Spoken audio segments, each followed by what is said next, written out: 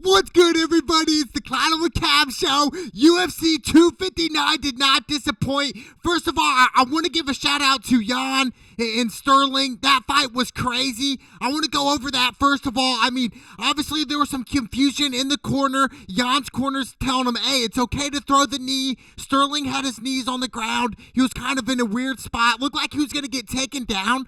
But to me, it was an illegal knee 100%. And we saw what happened. Sterling said, hey, look, I don't want this. I didn't want this to happen. You know, I didn't want it to play out. And that's what makes sense, right? Because we saw him take off the belt at the end of the fight. And it was just like, what? We couldn't believe it. You know, and I think they should run it back. They should rematch this. But yes, Sterling, he's the champion right now. You know, and Pierre Jan, he made a mistake, couple mental mistakes. He didn't have to throw the knee there. You could have threw a couple uppercuts and punches, right? You could have done something different in that scenario because he was gaining momentum and really winning the fight up until that very point. And it was a super close fight. I get that.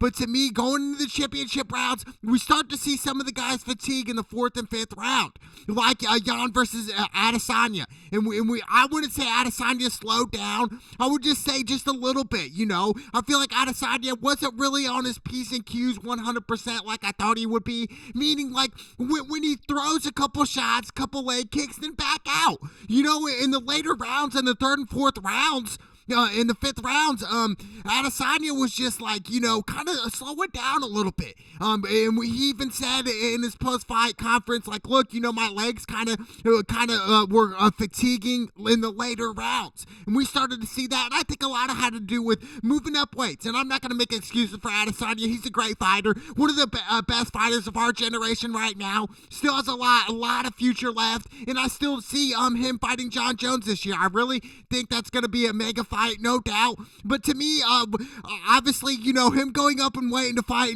Jan here, it was crazy. I mean, Jan, he probably weighed over 25 to 30 pounds going into this fight. I mean, right up into this fight, you know, we're talking a big weight jump here. You know, and Adesanya, it looks like he's, you know, 185 going into this fight. I believe he weighed maybe around 200, maybe. But to that fight, he probably weighed like 190, and Jan probably weighed like 225.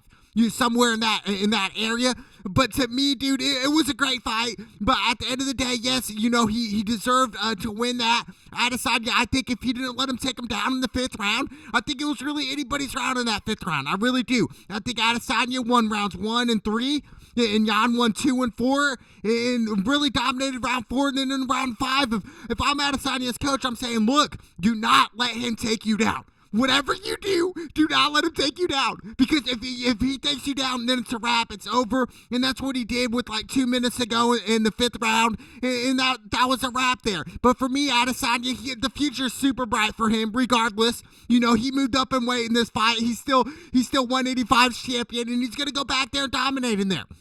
It's a big jump, you know? We look at it like, oh, you know, what's 15 to 20 pound jump? That's a big jump. It really is, and it showed there in here. But, you know, shout out to Amanda Nunes, the greatest women's fighter in sports combat history right now. She is the GOAT, no doubt about it. And what really separates Amanda is attention to detail, her explosiveness, her just being able to know her opponent, what her opponent's going to do, and really outclass Megan. To me, it was great. And I went all in on Amanda. I was like, you know, a.k.a. the Lioness, she's getting it done. You know, and she's dominated for so long now. She beat Ronda Rousey. She beat Miesha Tate. She beat Holly Holm. She beat Cyborg. I mean, she wiped out everybody in the women's division, dude. You know, no one could really compete against her. You know, I'm serious right now. Amanda, she's the GOAT, dude. And I love her tenacity. I love what she brings to the table, dude. And I'm telling you what, she hits like a dude.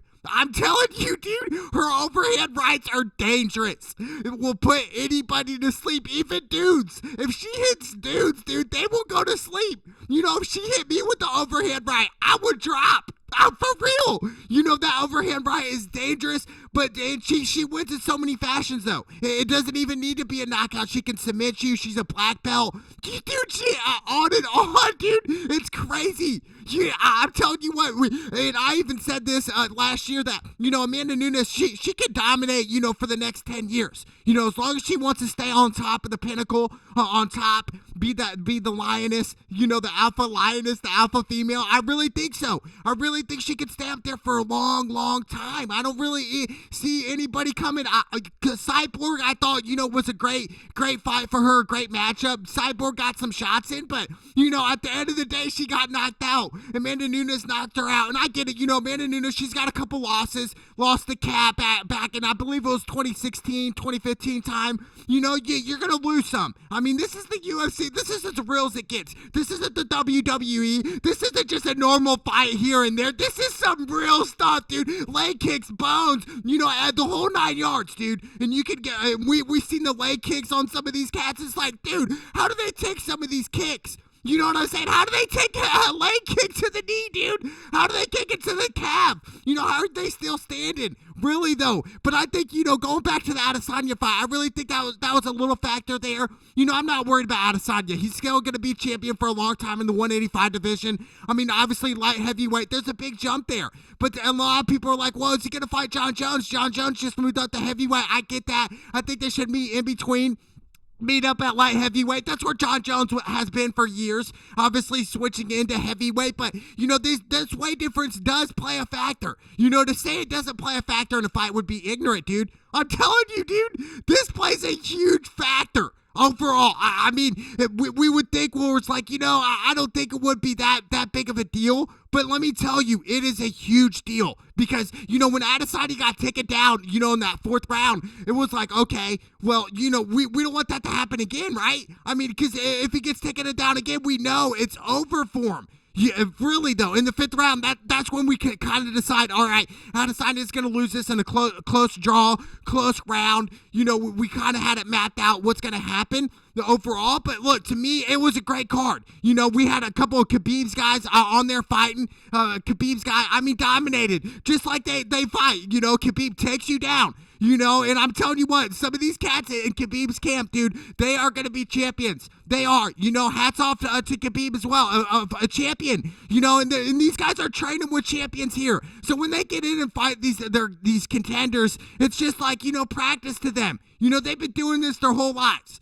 That's the difference. They've been jiu-jitsuing. They've been wrestling. They've been fighting, dude, in general for their whole lives. So it would make sense, big win for Khabib's camp, at UFC 259, huge win. And then obviously Casey Kennedy, he lost to Dominic Cruz. Dominic Cruz, former champion, well-deserved. Casey Kennedy from Indiana boy. Yes, I understand, that last round, I really think he lost it in the last, 2 minutes. It was really going down to the wire. Casey Kennedy got some good shots in. Overall, I thought, Casey Kennedy could have went for a takedown or two. Or take Dominic Cruz down maybe in that late second, even early third round. Instead of staying with him the whole time. I think Dominic Cruz overall had the better stand game than Casey Kenny. But to me, hats off to Casey Kenny. Like I said, from Indiana, representing Indiana. Gotta show him love there. No doubt about it. Obviously, him moving forward, he's still young, dude. Still young. And to me, I feel like he just keep working and grinding out. We will see him again. We'll see Casey Kenny. We'll see him up on that board. And I can't wait to see what the future holds for him. For Dominic Cruz, obviously retirement's not a thing. He's a young 35-year-old. Hasn't been taking a lot of abuse in the UFC in his time during there. But to me, I thought for sure, it would come towards retirement, right? I was like, man, he's 35 now, getting towards the end. But no, really no signs of slow. And we seen the championship Dominic Cruz where he would move in and out, do some weird angles in the octagon where it's like, you can't really hit him. It was just like, man, how do I even touch this cat? You know what I'm saying? But hey, hats off to Casey Kennedy. Kenny, he will be back. No doubt about it. But overall, like I said, top dogs, hats off to Jan Blachowicz. I believe that's how you pronounce his name. Defeating Adesanya. I think we needed to deserve some respect for him. I thought, he was the slower man, but stronger. That's why I had Adesanya. That's why I picked Adesanya. I said, his skill's going to prevail him, his quickness and speed. But, I think Jan had that, he doesn't look athletic. But, when you get in there, it's kind of like weird movements where it's like, he is somewhat athletic, dude. It sounds weird. I would say like a uncoordinated athletic ability. If that makes sense. It's just like, it doesn't look like it on paper or on TV, but, when you're in there, it's different, dude. And his power and his hands are crazy. And Adesanya, got tagged up a couple times, but took it like a champion that he is, and stayed in there and banged with them, dude.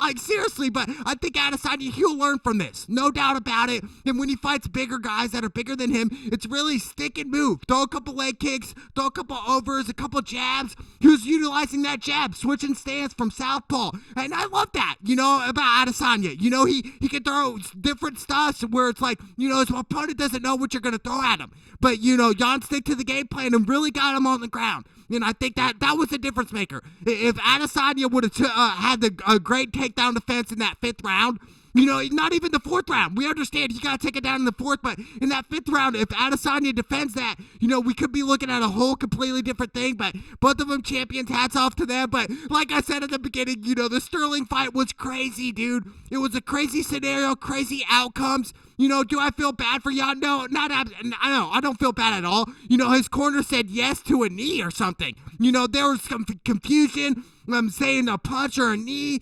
It was really confusion. When we saw Sterling take off the belt at the end and said, this is not how I want to do it. And he even said, we should run it back. I really do believe that, dude. They should run it back. And I think that, Dana White sees that and says, you know what, Sterling, Jan, they need to. They need to run it back again. I mean, dude, it was a heck of a fight. And I get it. Jan was kind of, Pierre Jan was winning, towards the end of that fight. But, in the beginning stages, he was getting tagged up. And really, the aggressor was Sterling in this fight. Overall, if I were to look at it before that knee, he was the aggressor all fight. And I had it really like even.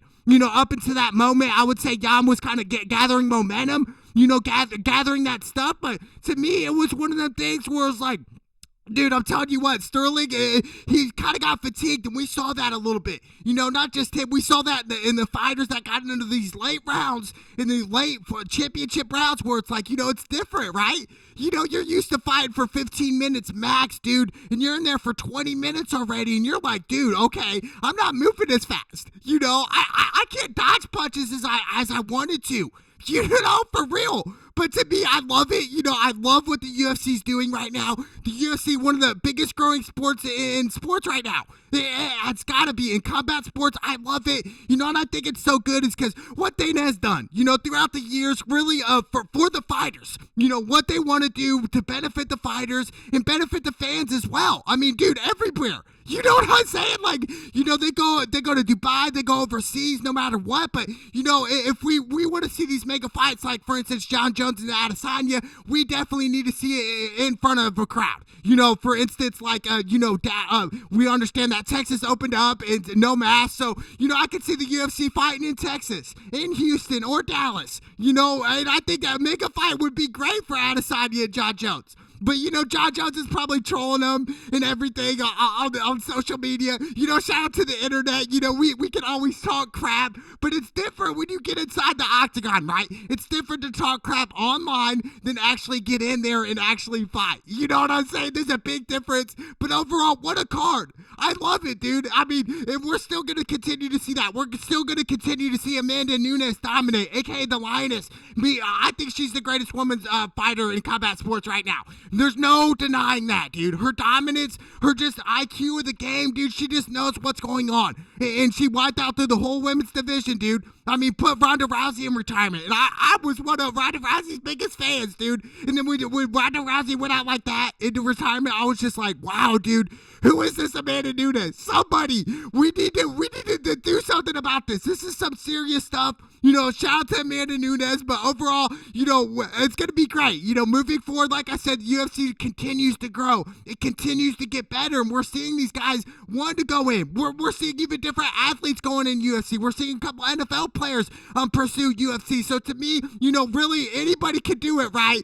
Just willing to put your mind power to it. But UFC 259 did not disappoint. Like I said, I got Adesanya wrong. But, my main pick was the Amanda Nunes. That was my guaranteed pick. That was my lock pick of the week. I'm telling you what, you guys should have threw 20 bands on it. Amanda Nunes, I'm telling you, is the real deal. She's the lioness. She's the GOAT, baby. It's UFC 259. It's the Clown with Cavs show. Let's go!